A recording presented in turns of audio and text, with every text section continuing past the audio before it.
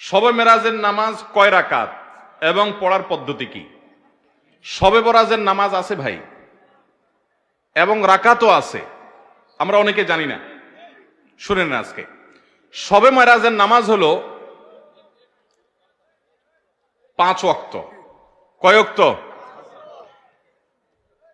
শবে মেরাজ উপলক্ষে বা মেরাজকে কেন্দ্র করে প্রতিদিন 5 ওয়াক্ত নামাজ পড়তে হবে, কারণ এই 5 ওয়াক্ত নামাজ কোত্থেকে আসছে?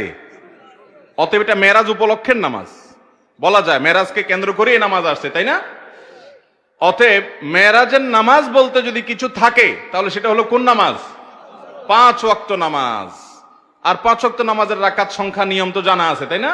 অতএব তাহলে আর মেরাজের নামাজের আলাদা নিয়ম না বললেও চলবে।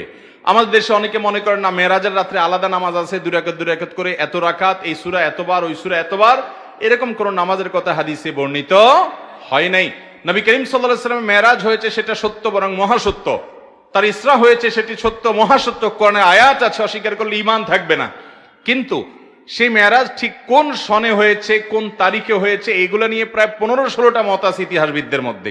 অনেকেই বলেছেন, ইবনে শিহাব জুহরি রাহমাতুল্লাহর মতো মানুষ আর অনেকে বলেছেন এটা হয়েছে রবিউল আউয়াল মাসে, অনেকে বলেছেন শাওয়াল মাসে, অনেকে বলেছেন রমজান মাসে, অনেকে বলেছেন রজব মাসে। রজব মাসের 27 তারিখের কথাও 1-2 জন মুহাক্কিক বলেছেন, তবে বেশিরভাগ মুহাক্কিকদের মত হলো ভিন্ন। যাই হোক, তো যেটা কোন তারিখে হয়েছে সেটা নিয়েই হাদিসে কোনো সুস্পষ্ট বিশুদ্ধ হাদিসে কোনো বর্ণনা পাওয়া যায় না। ইতিহাসবিদদের মধ্যে নানা মত পার্থক্য আছে।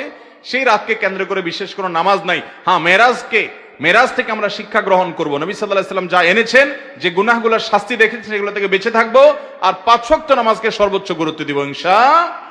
এটা হবে মেরাজের নামাজ।